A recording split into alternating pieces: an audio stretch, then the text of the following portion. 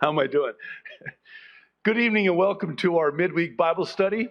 On Thursday nights, we're going through the Bible book by book and chapter by chapter and verse by verse. And tonight, we are in the book of Ecclesiastes. Last week, we finished chapter 1. We're going to pick it up tonight and, Lord willing, make it through chapter 2. So I'll invite you to turn there in your Bibles for those of you that are online. And for those of you here, you're probably already there. So again, really looking forward to what the Lord has for us tonight. As we make our way through chapter 2, it's going to become abundantly clear that Solomon is learning the hard way. I don't know if this is going to date me for you younger people. You have no idea. I think it was back in the 70s. I don't know if you remember the Fram oil filter commercial, where the guy would get on TV and he would hold up this Fram oil filter and he would say, "You can pay me now or you can pay me later." Oh, you do remember that. That has stuck with me all these years, because the whole point was, you can pay me now for this filter, way more better, or you can pay me later when it's going to be way more expensive because you're going to be paying for a new engine. So there's the easy way and there's the hard way. And I don't know what it is, and I'll speak for myself, but I have to learn the hard way, and I have the scars to prove it. Oh, I wish that maybe you're different. If you are, praise the Lord. You're saving yourself a lot of heartache, a lot of misery, a lot of problems, a lot of trouble. But there are just some of us that have to learn the hard way. And such is the case with Solomon. Sometimes, really, I would even venture to say most of the time, we only learn by suffering the consequences of our sin and our folly and the emptiness that will always ensue. And it's almost like we have to go through it. Here God is saying, don't do that. I'm trying to save you from unnecessary and needless pain and suffering. So don't do this. And I think about Solomon. The kings were commanded not to multiply for themselves wives, horses, and gold. And what does Solomon do? He multiplies for himself wives, horses, and gold. Now, why? I'm trying to protect you from that which will happen to you if you do this. It's not like God is saying, don't do this because I'm God and I said so. No, I'm trying to protect you. I'm trying to save you.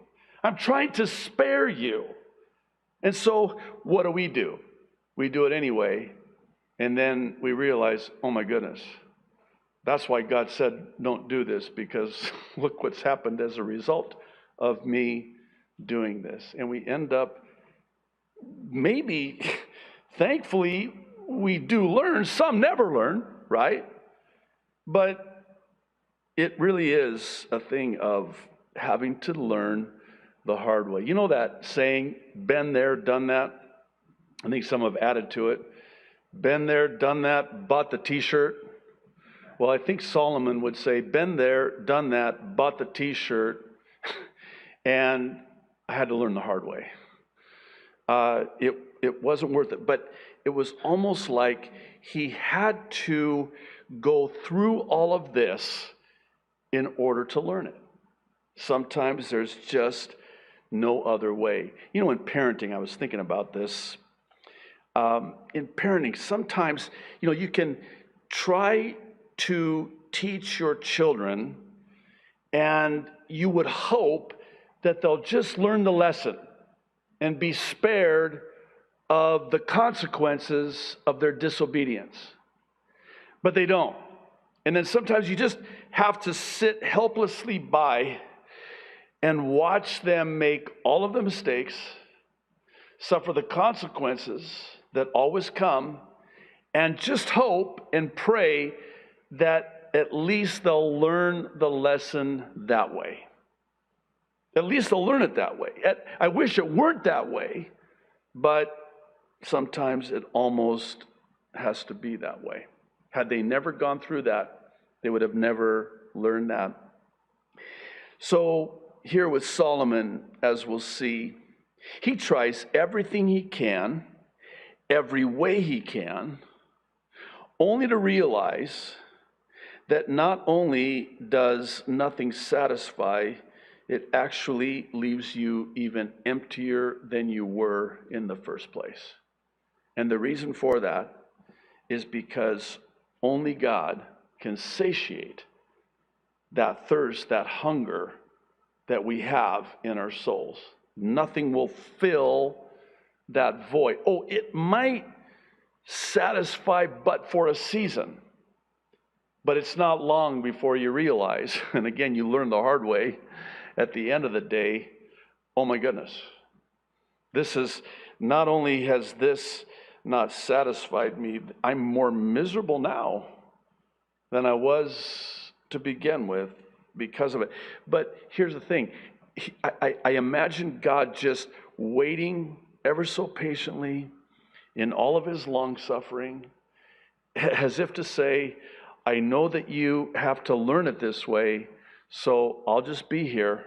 When you come to the end of yourself and you throw up your hands and you say, oh God, and it's almost like God is saying, well, it's about time. You realize now, yes, I do. You understand now, yes, I do. You know now why I said don't do this. Yes, I do. Well, let's jump in, verse 1. Solomon writes, verse 1, I said in my heart, come now, I will test you with mirth, therefore enjoy pleasure. But surely this also was vanity. I said of laughter, madness, and of mirth, what does it accomplish? In other words, I set my heart, I even tested my heart, and I said to my heart, just have your fill and enjoy all of the pleasures available to you. And even descend into just this partying, laughing, enjoying, and only to realize that it's all empty and it accomplishes nothing.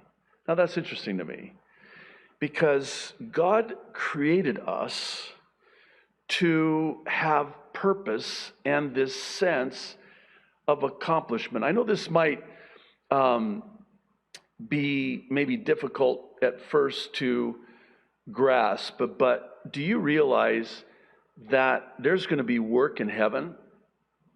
That work was blessed before sin entered the world.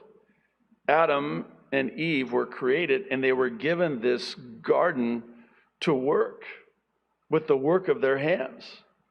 And when sin entered and the curse with it, then work was cursed by the sweat of our brow. But when we're in eternity, in the new heavens and the new earth, we are going to be working, and it is going to be a joy because we were created to work. You ever hear those stories about guys who retire and it's just like, they just do nothing, and they just kind of, I think about it like this, and I know this might be a silly illustration, but God didn't create us to sit in a recliner with a remote.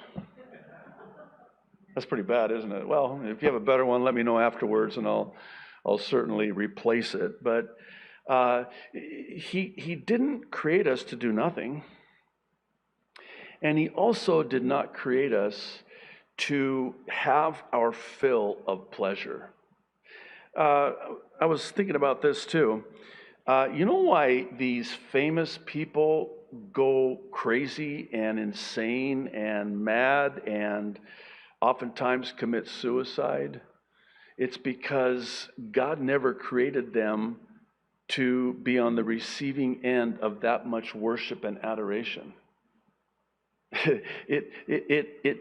It just goes against the very nature of who we are, created in God's image. You know, there's this sense of accomplishment.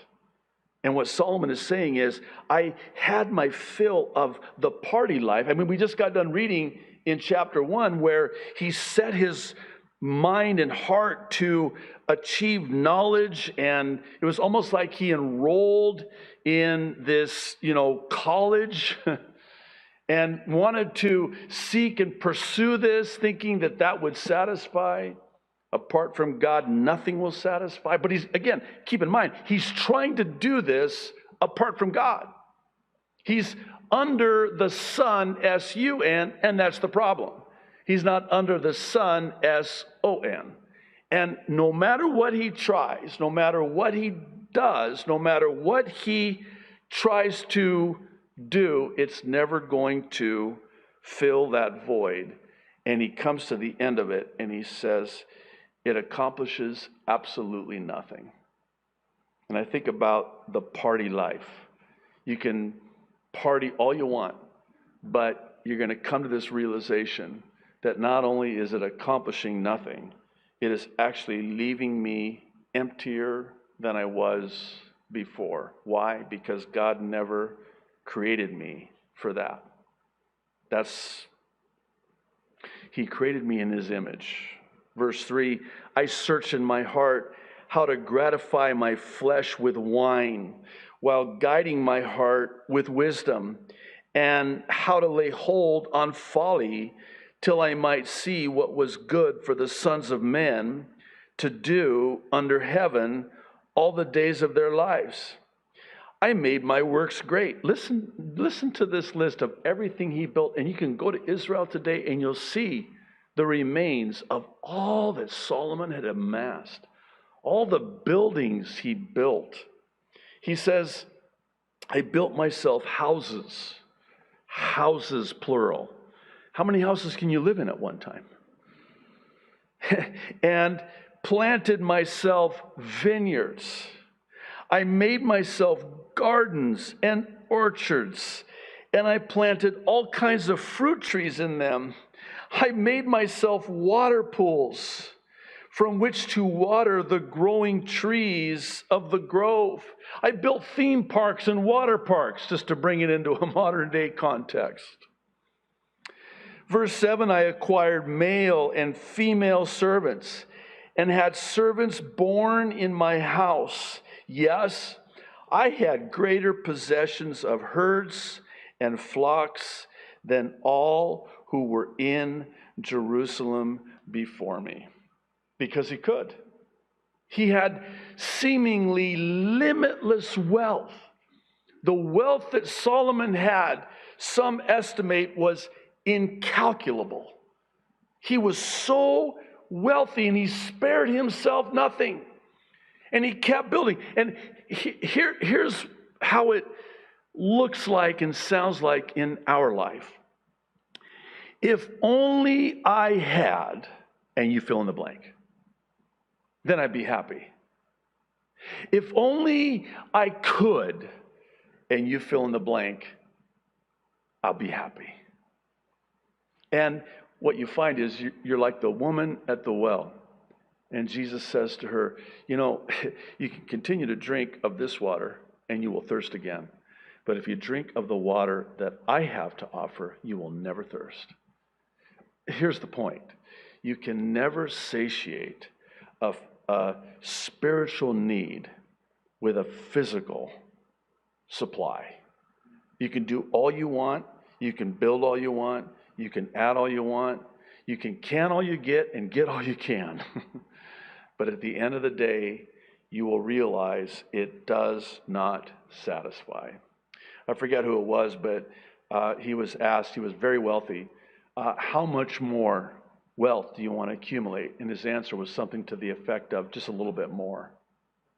In other words, you could never quite get to that point. So you get that which you want. You think it's going to make you happy. It doesn't make you happy, so what do? You try to get more. You know, they did an interesting study. This is many, many years ago. And it was basically a secular study, basically trying to determine the happiness of those making a certain amount of money annually. Let's just use $50,000. Of course, this is really an old study.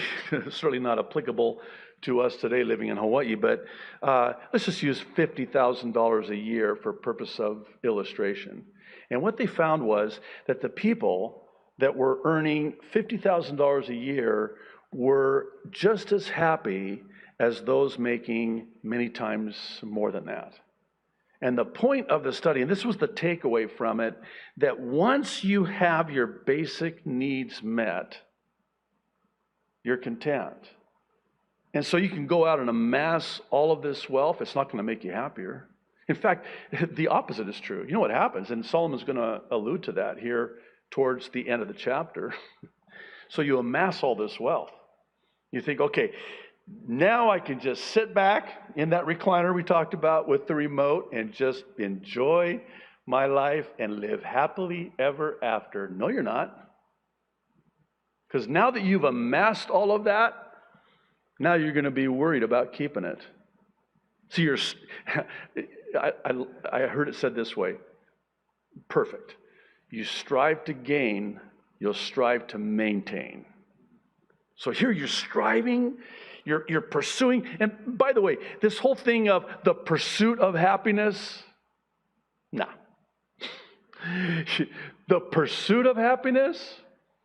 No. Here's what it is. Jesus in Matthew 6:33, seek ye first the kingdom of God and his righteousness, and all of these things will be added unto you.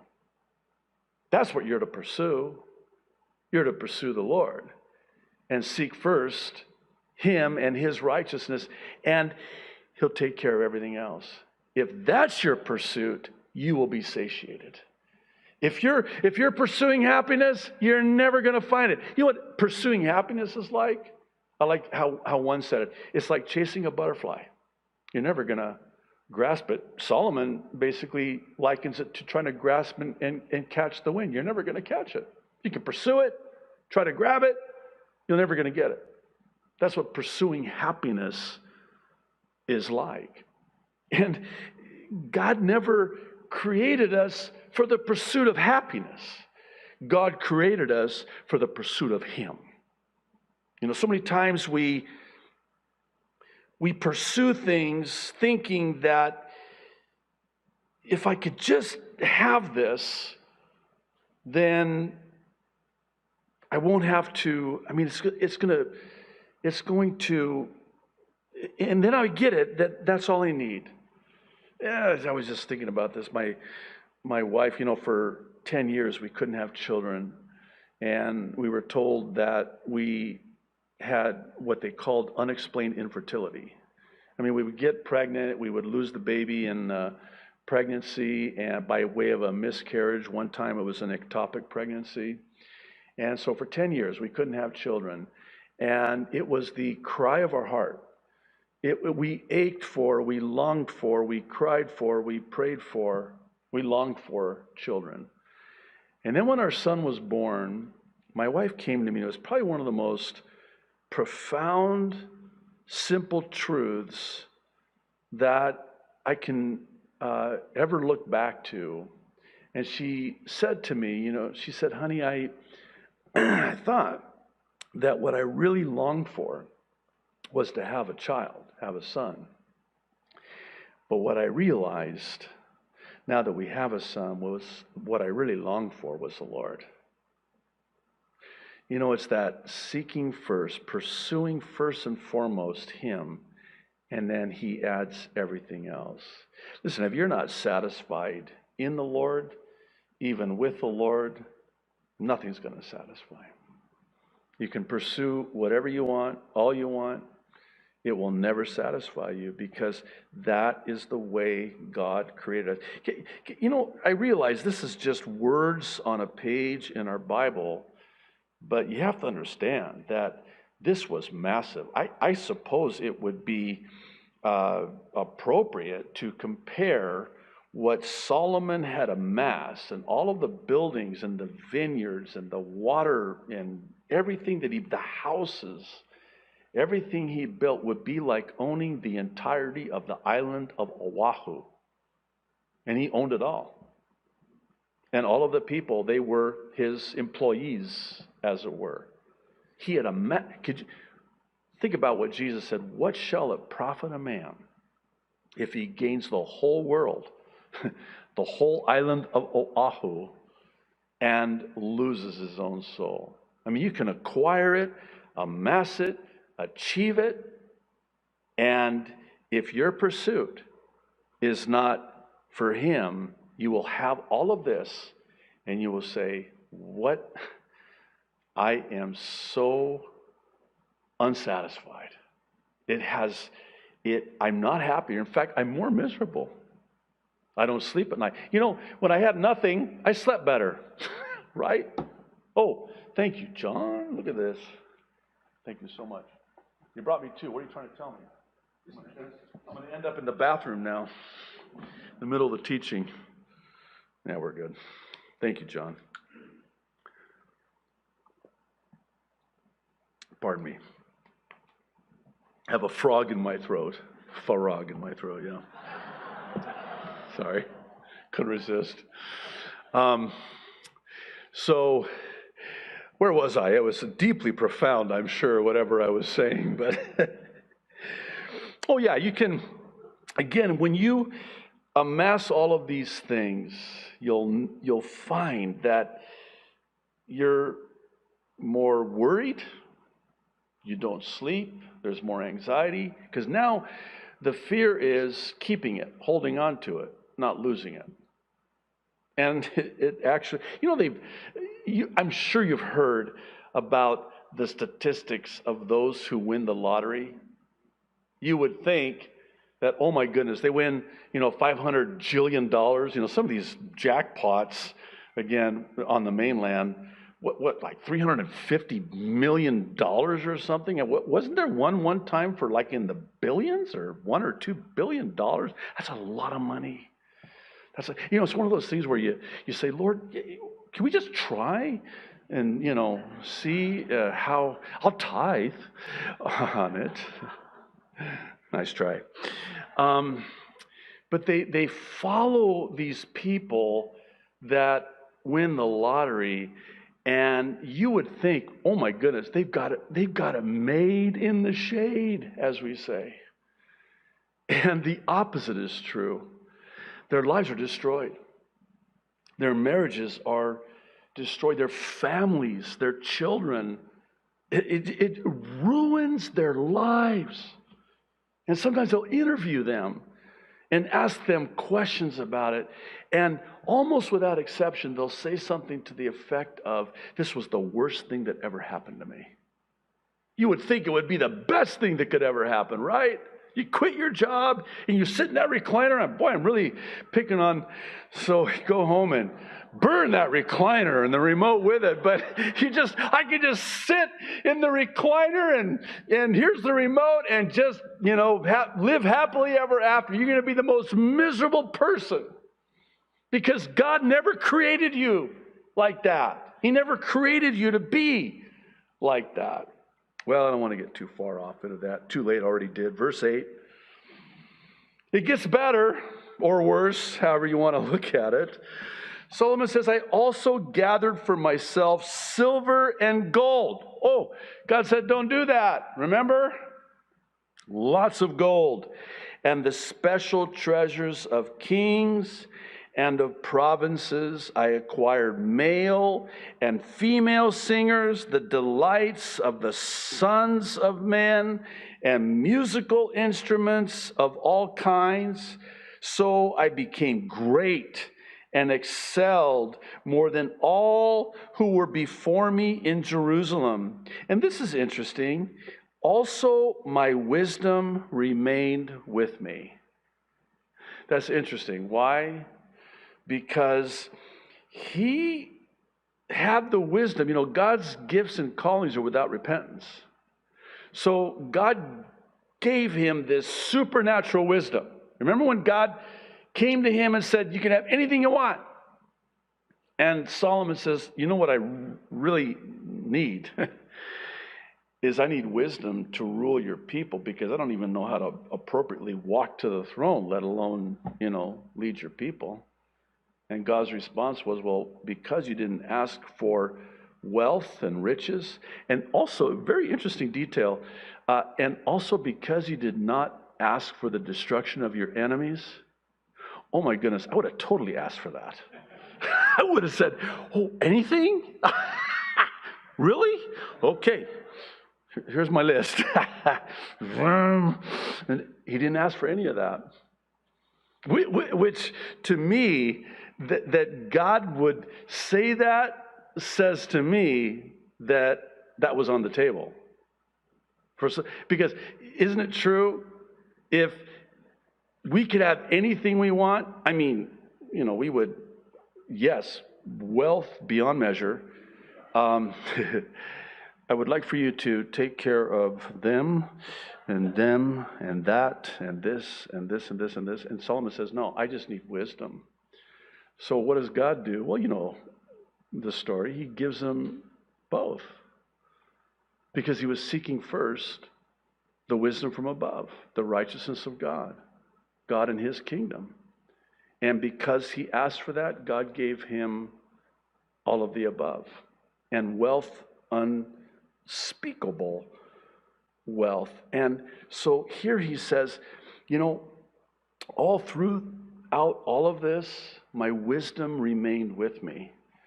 And I got to believe that wasn't in a good way. My way of thinking, that was tormenting, because he still had that supernatural wisdom. And if he still had that supernatural wisdom, he had to know, because of that wisdom, this isn't going to work out too well. This is not going to end well. All that I'm doing, because he still has the wisdom, that supernatural wisdom of God through all of this. I bet it haunted him. I bet it kept him up at night, among other things that kept him up at night, all the worries about everything. So, verse 10, whatever my eyes desired, I did not keep from them. Picture this. You see something? I want it. I'm going to get it, because I can. If I see something, it's kind of like you walk into a store and you have all this wealth. You can buy whatever you want. You see something, I like that, I'll take it. How much is it? Doesn't matter. No, what's the price? Doesn't matter. I'll take it. And I spared no expense, so to speak. Whatever I saw, if I liked it, I desired it, I got it. I did not deprive my eyes of anything. And I just took it. And he says, I did not withhold my heart from any pleasure. In other words, so the lust of the heart, that hedonistic pursuit of wanton pleasure, if it seemed pleasing to me, I did it. I did not say to my heart, no, you can't have this. I said to my heart, yeah, you want it? Go ahead.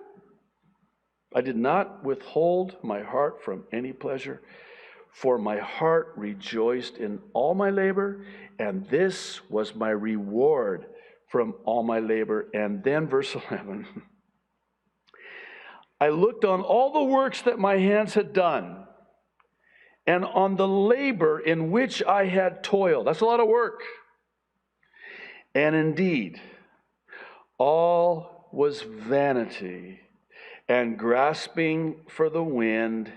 there was no prophet under the sun, S-U-N, and that's why.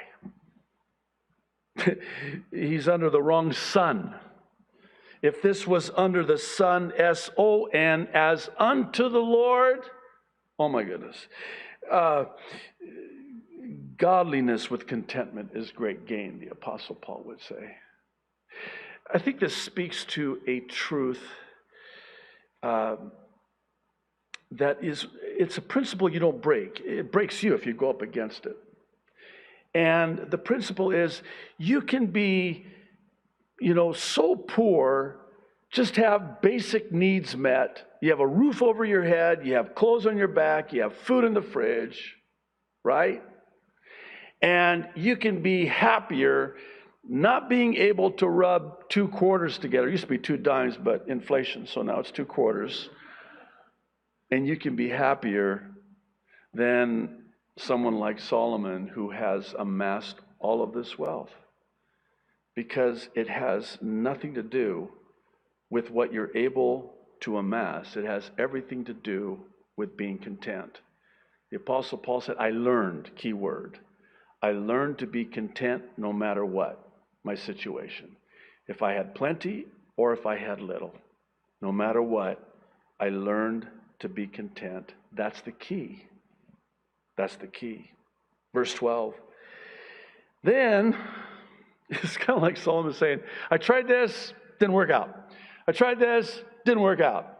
Tried this, didn't work out. Now I'm going to try this. Then I turned myself to consider wisdom and madness and folly. For what can the man do who succeeds the king? Only what he has already done. In other words, who comes after me? What are they going to do? Whatever they do, it's already been done. I already did it. Verse 13.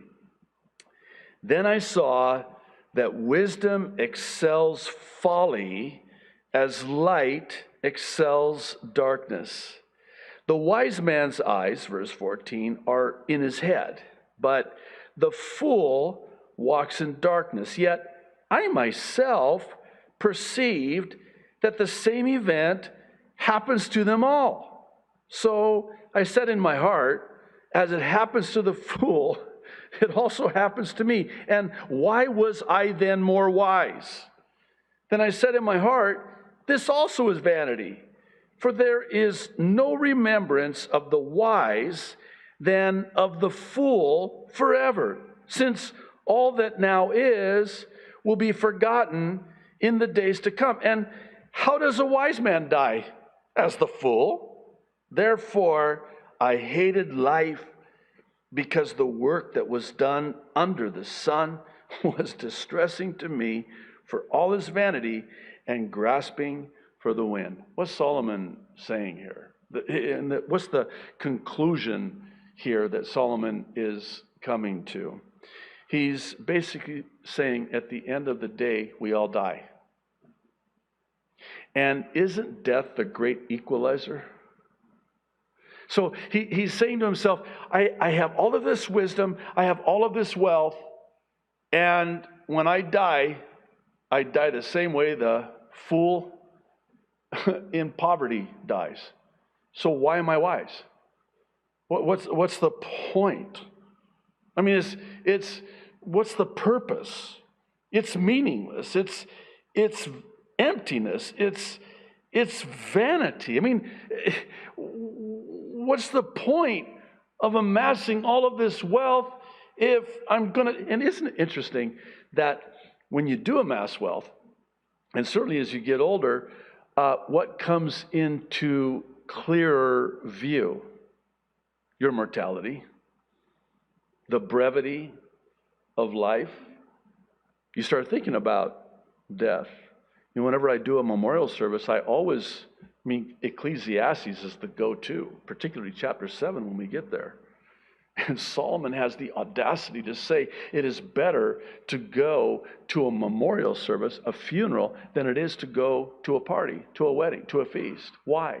Because when you go to a memorial service, you're more introspective.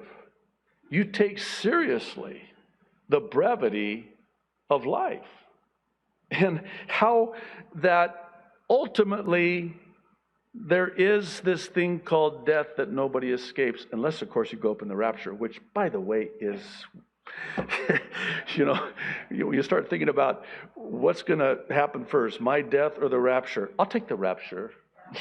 Thank you very much. Where do I sign? Can I sign up for that? But it's true that that's how it ends.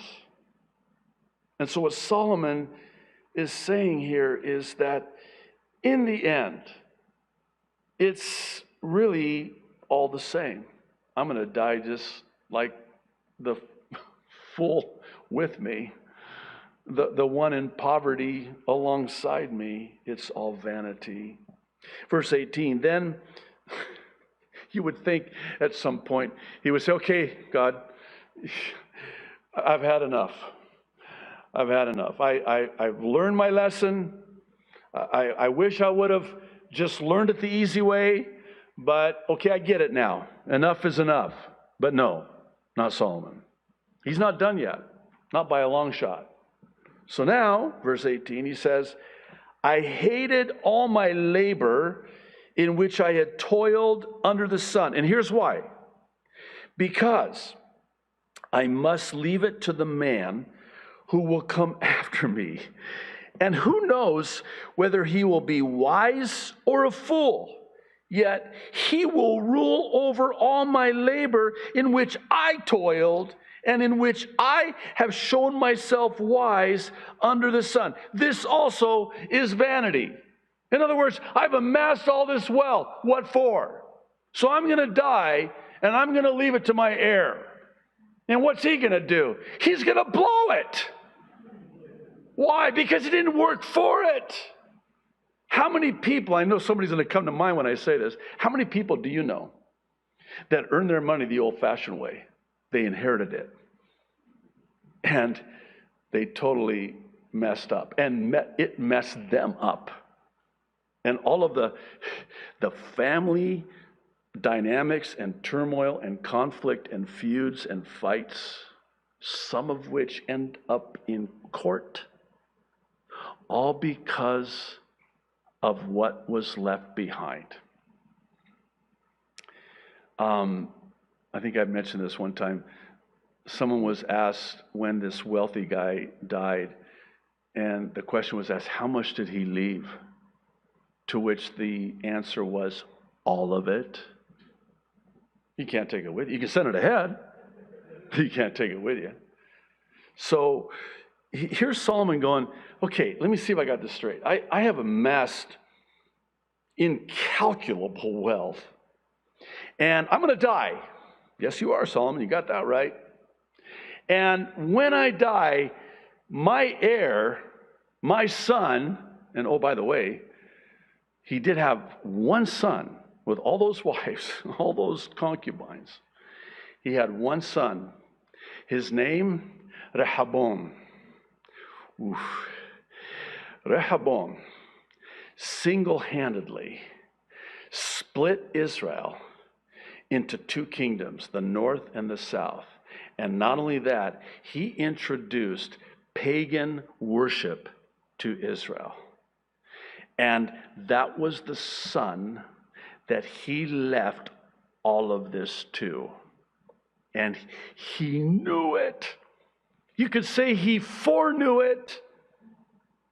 And this is why, I think this was the late Larry Burkett, who founded Christian Financial Concepts. He had this really clever quip. He said, do your giving while you're living so you're knowing where it's going. That's what, you know who's doing that? I think I mentioned this.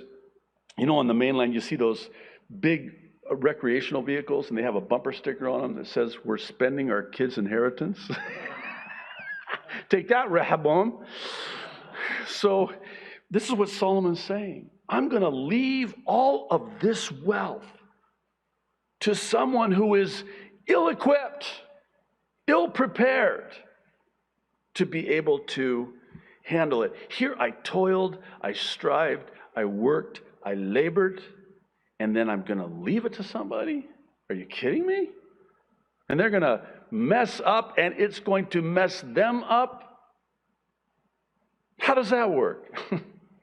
It's all vanity. Verse 20.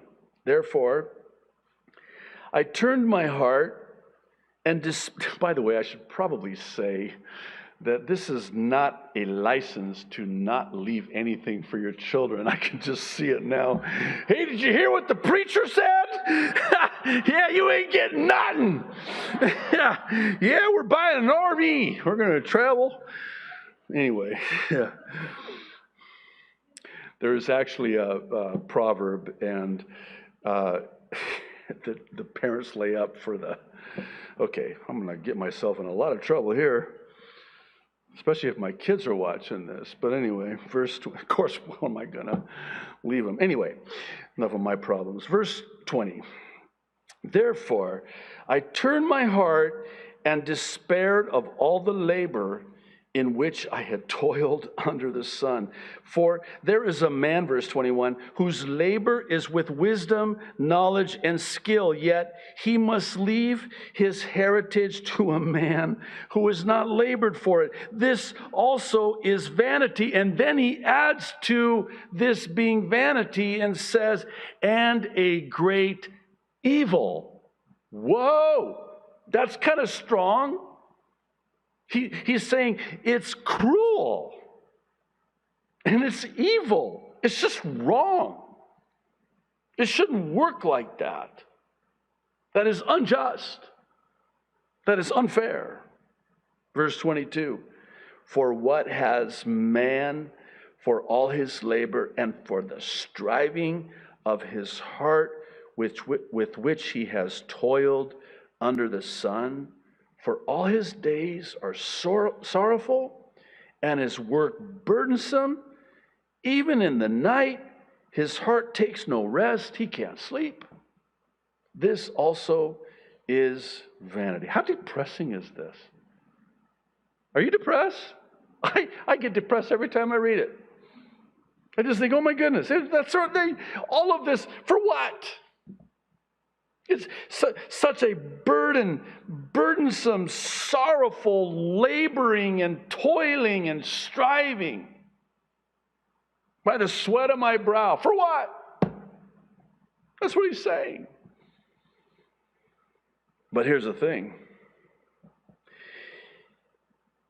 This is God's way of bringing you to that place where you realize, I've done all this. For what?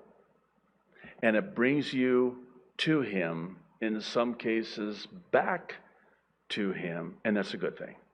And if you have to go through all of this to come to that place, so be it. If in the end it brings me to him, back to him, so be it. It has accomplished its purpose. And here's God again, just waiting patiently, long-suffering, lovingly. You just got to go through this in order to realize this. You're going to learn, but you have to learn it the hard way. I wish it weren't that way, but it is that way.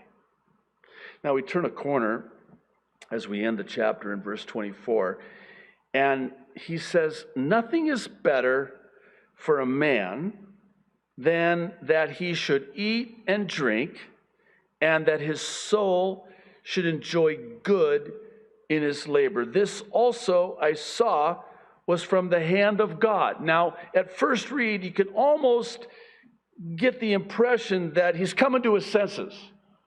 He's learned his lesson. It's the hard way, but he's learning, and it's kind of like he's concluding, at the end of the day, you should just enjoy the fruits of your labor. But what he's really saying here is, and it's really kind of been modified for our modern day today. You've doubtless heard it said, you only live once, you only go around once. Might as well just, live it up. You only go around once. That's what he's saying. He's saying, you know, the only thing you can really do is just make the best out of it. Make the best and just enjoy what you got. You only go around once. And he says, this also I saw was from the hand of God. And he expounds on it. For who can eat or who can have enjoyment more than I? In other words, if of all people, there should be somebody that can actually gain this satisfaction and enjoyment in life, it should be me, because I have all this wisdom and I have all this wealth. But then he says, for God gives wisdom and knowledge and joy to a man who is good in his sight, but to the sinner he gives the work of gathering and collecting, that he may give to him who is good before God. And then he says it again, this also is vanity and grasping for the wind. Here's the conclusion of the matter, and this is how we're going to end the Bible study tonight. I'll try to end on a good note, as depressing as this is. The conclusion of the matter is, this is a fallen world. Life isn't fair. And the world doesn't revolve around you.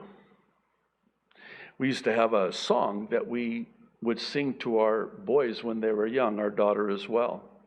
And it went like this. I hope you don't mind. The world, it doesn't revolve around you, and life, it isn't fair. Boom, boom, boom. The world, it doesn't revolve around you, and life, it isn't fair. To this day, 22 and soon to be 20, they remember that song. Boy, do they. In fact, all I have to do is just whistle the tune. They're like, no! But they got it. And isn't that the truth? That's what Solomon is saying here. That's the lesson to be learned here. And though it be the hard way, at least you learn it. You know what? Life isn't fair. We live in a fallen world. We talked about last week, I always thought that this used to be in the context of God just, raining down on the unjust, But no, he gives rain to the just and the unjust. Every good and perfect gift comes from the Father above, James says. Rain's a good thing when you have crops that need rain to grow. So, in other words, the only fairness and justice can be found in God's economy. If you're looking for it in this life apart from God, you'll never find it. Pursue it all you want. Amass all you can. But in the end, what you'll find is it will never satisfy. It will leave you emptier than you were before you pursued it. Why don't you stand and we'll pray. Father in heaven, thank you. Oh, this is a gnarly book, for lack of a better word, but so good. It's just much needed for us, especially in the day and age in which we live with everything that's going on in the world. Lord, it is becoming very evident that you're loosening our grip on this world and the things of this world. And for those of us who have been guilty of trying to dig our roots down too deep in the temporal soil of this world, are finding and learning that to do so is in vain. Because you did not create us for this world, you created us for eternity. And nothing that we can do will ever satisfy that hunger and that thirst that we have. Only you can satisfy, Lord. I pray that that's the takeaway for all of us tonight. That we'll take away from this the meaning, the purpose of our lives here in this fallen world. Lord, thank you. In Jesus' name, amen.